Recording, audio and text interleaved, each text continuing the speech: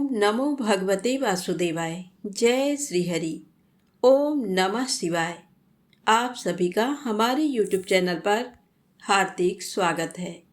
आज की वीडियो में हम सुना रहे हैं वट सावित्री व्रत की पौराणिक कथा। साथ में आज की वीडियो में हम जानेंगे वट सावित्री व्रत के दिन हमें कौन सी गलती से बचना चाहिए। तो आप सभी बहनों को वट सावित्री महापर्व की हार्दिक शुभकामनाएं। आप सभी बहनों का सौभाग्य अटल रहे, इसी मंगल कामना के साथ आइए वीडियो को शुरू करते हैं। पति की लंबी उम्र की कामना के लिए रखा जाने वाला वट सावित्री व्रत इस बार 6 जून दिन गुरुवार को पड़ रहा है। हर साल महिलाएं इस व्रत को ज्येष्ठ मास कृष्ण पक्ष की अमावस्या को कर सौभाग्य का सृजन करती हैं। इस दिन ज्येष्ठ अमावस्या और शनि जयंती का पर्व भी मनाया जाएगा। प्राचीन मान्यताओं के अनुसार सदियों पहले ज्येष्ठ मास के कृष्ण पक्ष की अमावस्या तिथि के दिन सावित्री ने अपने पति के प्राण वापस लाने के लिए साक्षात काल यानी यमराज को विवश कर दिया था।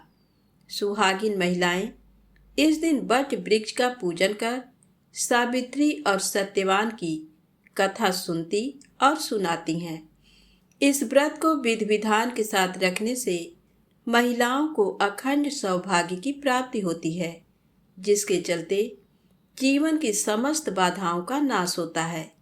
संतान सुख की अभिलाषा भी पूरी होती है। अक्सर महिलाएं व्रत तो करती हैं, लेकिन जाने अनजाने में भय, क्रोध, अहंकार, द्वेष आदि के चलते कुछ भूल कर देती हैं, जिससे व्रत का पूर्ण फल नहीं मिल पाता। तो आइए समझते हैं और दूर करते हैं इन दोषों को। इस व्रत के दिन जीवन साथी से किसी बात को लेकर वाद विवाद या झगड़ा ना करें। ये व्रत मन, वचन और कर्म की शुद्धता के लिए रखा जाता है। अतः इस दिन व्रत के संकल्प के साथ ही ये भी संकल्प लेना चाहिए कि जीवन भर जीवन साथी के साथ किसी भी परिस्थिति में छल नहीं करना चाहिए। इस व्रत के दिन महिलाएं काले, नीले, सफ़ेद वस्त्र बिल्कुल भी धारण ना करें और इन रंगों की बिंदी, चूड़ी भी ना पहने। काला नीला रंग शनि, राहु जैसे ग्रहों से जुड़ा हुआ है। अतः इन रंगों को छोड़कर मांगलिक रंगों का चयन करें। इस व्रत के दिन महिलाओं को तामसिक भोजन करने से बचना चाहिए और श्रृंगार भले ही करें, लेकिन अमावस्या होने के कारण बाल ना कटवाएं और ना ही इस दिन नाखून काटें। इस व्रत के दिन पति पत्नी को ब्रह्मचर्य का पालन अवश्य करना चाहिए। अमावस्या तिथि पितरों की तिथि होती है, अतः इस दिन शुद्धता एवं पवित्रता पूर्ण कार्य व्यवहार करें। इस दिन सुहागिन महिलाएं यदि संभव हो तो सूर्योदय से पहले उठकर स्नान आदि के बाद हरी, लाल या पीली रंग की साड़ी पहनकर अच्छे से 16 श्रृंगार करें और पूजन सामग्री को वट वृक्ष यानी बरगद के वृक्ष के नीचे रख लें। पूजा करें, व्रत कथा सुने, आरती करें और ब्राह्मणों को दान दक्षिणा देकर व्रत पूर्ण करें। व्रत की विधि अलग अलग प्रांतों में कुछ अलग अलग रहती है, अतः अपने घर की बुजुर्ग महिलाओं एवं मान्यताओं के अनुसार ही वट वृक्ष का पूजन करें। वट वृक्ष का पूजन परिक्रमा कर कच्चा धागा लपेटकर मृत्यु के देवता यमराज से घर परिवार की रक्षा की कामना सच्चे मन से करें। तो अब आइए सुनते हैं वट सावित्री व्रत की पौराणिक कथा। तो प्रेम से बोलें, सावित्री माता की जय हो। प्राचीन समय में मध्य देश में साकल वंशी अश्वपति नामक एक राजा थे। उनके कोई पुत्र नहीं था।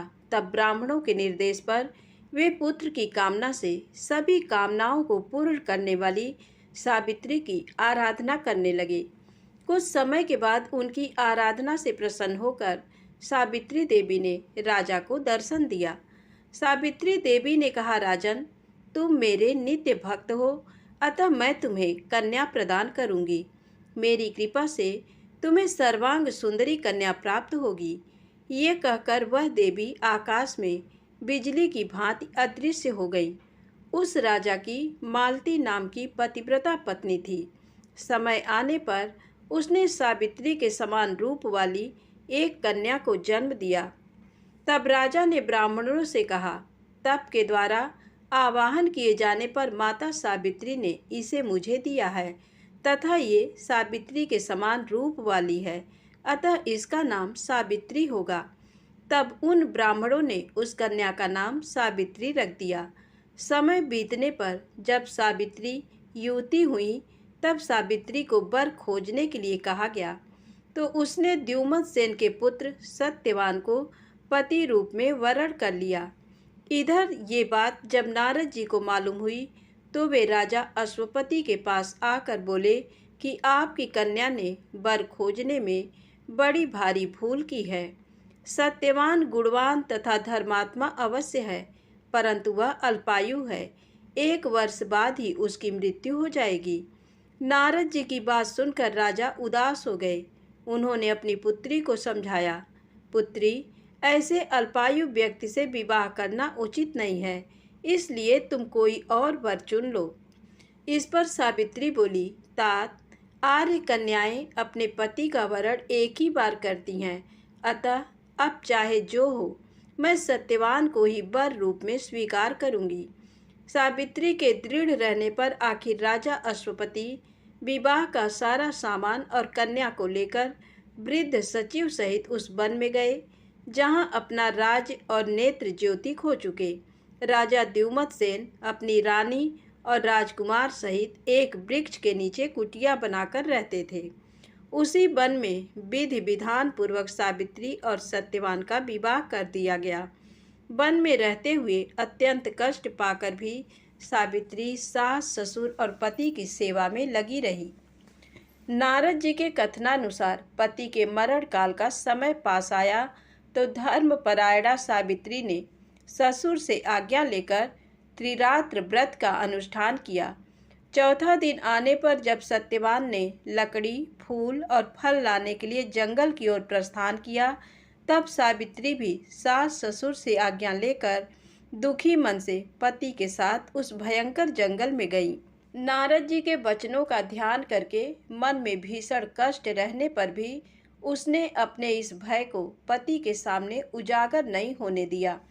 पति का मन बहलाने के लिए वह झूठ मूठ उस वन के वृक्षों और पशु पक्षियों के बारे में पूछताछ करती रही।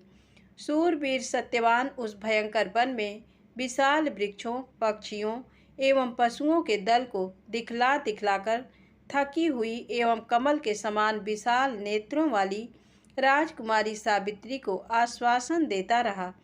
इस प्रकार से कुछ समय बीतने पर सत्यवान ने कहा, सावित्री, मैं फलों को एकत्र कर चुका और तुम फूलों को एकत्र कर चुकी, लेकिन अभी ईंधन के लिए लकड़ी का कोई प्रबंध नहीं हुआ, अतः तुम इस वट वृक्ष की छाया में बैठकर क्षण भर प्रतीक्षा करते हुए विश्राम करो। सावित्री बोली, कांत, जैसा आप कहेंगे मैं वैसा ही करूंगी, लेकिन आप मेरे आंखों के सामने से दूर ना जाएं, क्योंकि मैं इस घने जंगल में डर रही हूँ। सावित्री के ऐसा कहने पर सत्यवान उसके सामने ही कुछ दूरी पर लकड़ी काटने लगे। लकड़ी काटते हुए सत्यवान के सिर में पीड़ा उत्पन्न हुई। तब वे पीड़ा से व्याकुल होकर पत्नी के पास आकर बोले, सावित्री, इस परिश्रम से मेरे सिर में बहुत पीड़ा हो रही है। ऐसा प्रतीत हो रहा है कि मैं अंधकार में प्रविष्ट हो रहा हूँ। इस समय मैं तुम्हारी गोद में सिर रखकर सोना चाहता हूँ। सावित्री से ऐसा कहकर सत्यवान उसकी गोद में सिर रखकर सो गए। जब सत्यवान सो गए तब राजपुत्री सावित्री ने उस स्थान पर स्वयं धर्मराज को आए देखा, जो नीले कमल के समान श्याम वर्ण से सुशोभित और पीतांबर धारण किए हुए थे। उनके पीछे मृत्यु सहित काल भी था। धर्मराज ने उस स्थान पर पहुंचकर उस समय सत्यवान के शरीर से अंगूठे के परिमाण वाले पुरुष को पास में बांधकर अपने अधीन किया और उसे खींचकर शीघ्रतापूर्वक दक्षिण दिशा की ओर प्रस्थान किया। पति को प्राण रहित देखकर सावित्री जाते हुए धर्मराज के पीछे पीछे चली और कांपते हुए हृदय से अपने दोनों हाथ जोड़कर बोली, माता की भक्ति से इस लोक, पिता की भक्ति से मध्यम लोक और गुरु की भक्ति से ब्रह्मलोक की प्राप्ति होती है। जो इन तीनों का आदर करता है उसने मानो सभी धर्मों का पालन कर लिया, तथा जिसने इन तीनों का आदर नहीं किया उसके किए हुए समस्त पुण्य कार्य निष्फल हो जाते हैं। पुरुष के सारे कर्म माता, पिता और गुरु इन्हीं तीनों में समाप्त हो जाते हैं। यमराज ने कहा, सावित्री, तुम हमसे जिस कामना को पूर्ण कराने के लिए आ रही हो उस कामना को छोड़ दो और शीघ्र लौट जाओ। सचमुच संसार में माता, पिता और गुरु की सेवा से बढ़कर कोई अन्य धर्म नहीं है। तुम्हारा पति गुरुजनों की पूजा में निष्ठा रखने वाला है, पर तुम्हारा इस प्रकार से मेरे पीछे आना मेरे काम में बाधा डाल रहा है, अतः तुम लौट जाओ। सावित्री बोली, स्त्रियों का पति ही देवता है, पति ही उसको शरण देने वाला है, इसलिए साध्वी स्त्रियों को अपने पति का अनुगमन करना चाहिए। पिता, भाई तथा पुत्र परिमित संपत्ति देने वाले हैं, किंतु पति अपरिमित संपत्ति का दाता है। भला ऐसे पति की कौन स्त्री पूजा नहीं करेगी। सुरोत्तम, आप मेरे पति को जहाँ ले जा रहे हैं वहीं मुझे भी ले चलिए, अन्यथा मैं अपने प्राण त्याग दूंगी।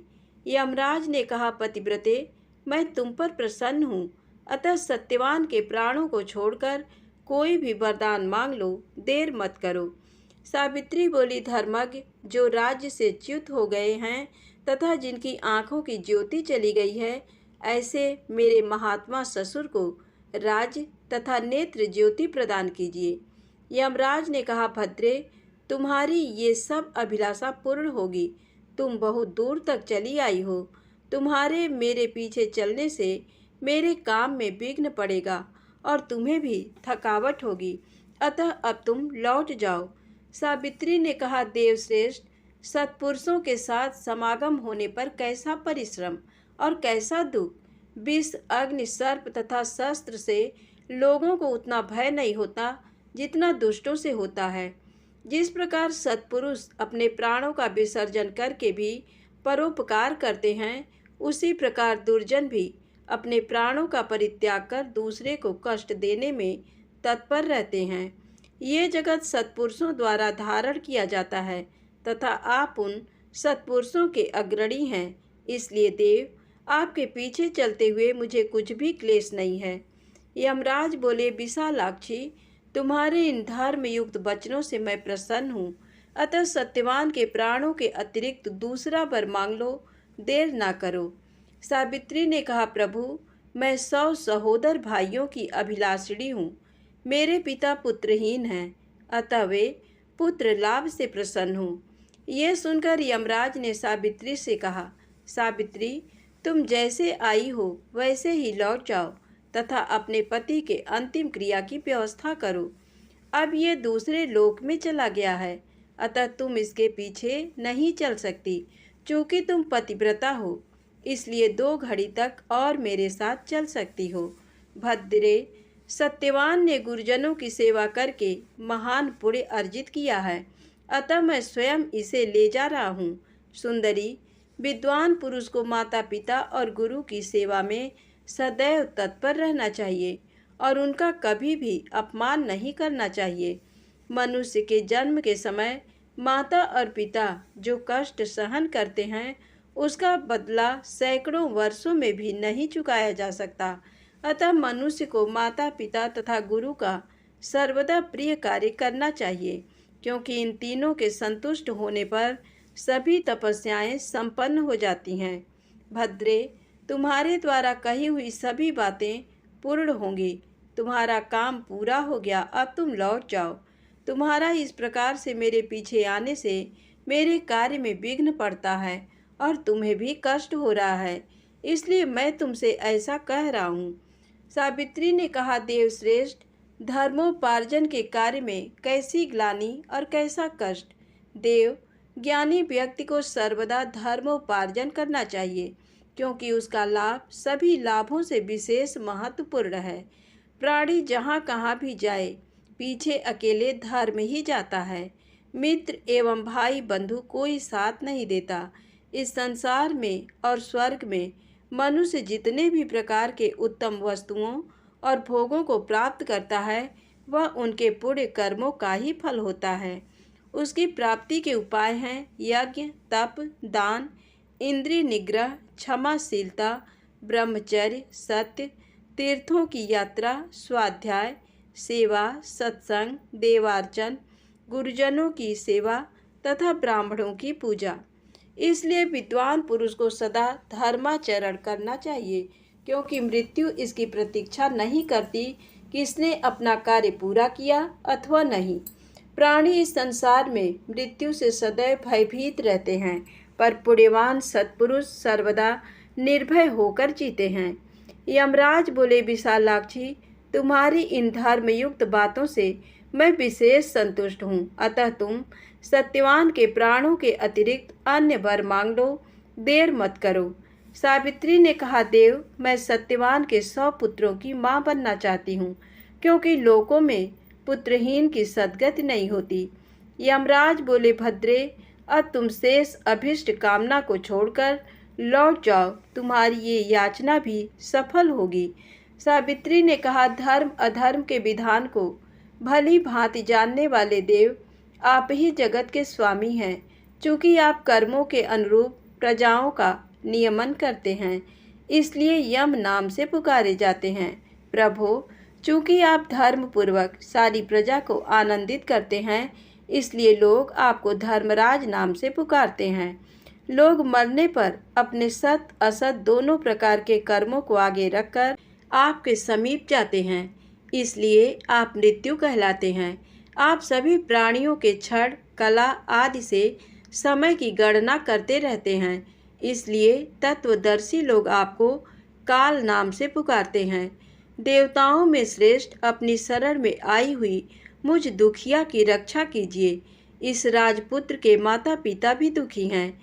यमराज बोले, धर्मज्ञ, तुम्हारी स्तुति तथा भक्ति से संतुष्ट होकर मैंने तुम्हारे पति सत्यवान को मुक्त कर दिया है।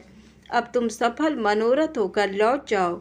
ये सत्यवान तुम्हारे साथ 500 वर्षों तक राज्य सुख भोग कर अंतकाल में स्वर्ग लोक जाएगा। सत्यवान तुम्हारे गर्भ से 100 पुत्रों को भी उत्पन्न करेगा। वे सबके सब देवताओं के समान तेजस्वी और क्षत्रिय राजा होंगे।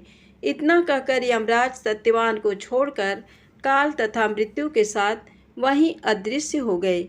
इसके बाद पतिव्रता सावित्री वहां से जिस मार्ग से गई थी, उसी मार्ग से लौटकर उस स्थान पर आई जहां सत्यवान का मृत शरीर पड़ा हुआ था। तब सावित्री पति के नज़दीक जाकर उसके सिर को अपनी गोद में रखकर पहले की तरह बैठ गई। उस समय सूर्य अस्ताचल को जा रहे थे। थोड़ी देर में सत्यवान ने अपनी आंखें खोली और उठकर बैठ गया। सत्यवान ने सावित्री से कहा, वह पुरुष कहाँ चला गया जो मुझे खींच कर लिए जा रहा था? यहाँ सोते हुए मेरा पूरा दिन बीत गया। तुमने भी पूरे दिन कुछ खाया नहीं, और वहाँ आश्रम में मेरे माता पिता को भी मेरे कारण दुख भोगना पड़ा।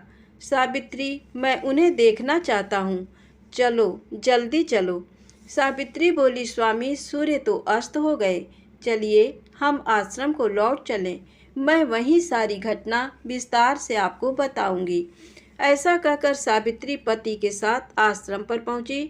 उसी समय पत्नी सहित द्युमत सेन को नेत्र ज्योति प्राप्त हो गई। वे दोनों अपने पुत्र और पुत्रवधू को वापस आया देख बहुत प्रसन्न हुए। सावित्री और सत्यवान ने सपत्नीक क्षत्रिय श्रेष्ठ राजा द्युमत सेन को प्रणाम किया। पिता ने राजकुमार सत्यवान को गले लगाया। उस समय आनंदित सावित्री ने जैसी घटना घटित हुई थी उसका वर्णन किया और उसी रात को अपने व्रत को भी समाप्त किया। अगले दिन प्रातःकाल राजा की सारी प्रजा सेना सहित ढोल नगारों के साथ राजा को पुनः राज्य करने के लिए निमंत्रण देने आई और ये सूचना दी कि राजन, नेत्रहीन होने के कारण जिस राजा ने आपके राज्य को छीन लिया था वह राजा मंत्रियों द्वारा मार डाला गया। अब आप ही राजा हैं। ये सुनकर राजा द्युमत्सेन सेना के साथ वहां गए और धर्मराज की कृपा से पुनः अपने राज्य को प्राप्त किए। सावित्री ने भी 100 भाइयों को प्राप्त किया। इस प्रकार पतिव्रता सावित्री ने अपने पितृपक्ष और पति पक्ष दोनों का उद्धार किया और मृत्यु के पास में बंधे हुए अपने पति को मुक्त किया। इसलिए मनुष्यों को सदा साध्वी स्त्रियों की देवताओं के समान पूजा करनी चाहिए, क्योंकि उनकी कृपा से ये तीनों लोक स्थित है। जो मनुष्य सत्यवान सावित्री की इस कथा को नित्य सुनता है वह सभी प्रयोजनों में सफलता प्राप्त कर सुख का अनुभव करता है और कभी भी दुख का भागी नहीं होता। धन्यवाद। प्रेम से बोलें सावित्री माता की जय हो। दोस्तों, वीडियो पसंद आए तो कृपया मेरे चैनल को लाइक सब्सक्राइब अवश्य करें। जय माता दी, जय भोलेनाथ।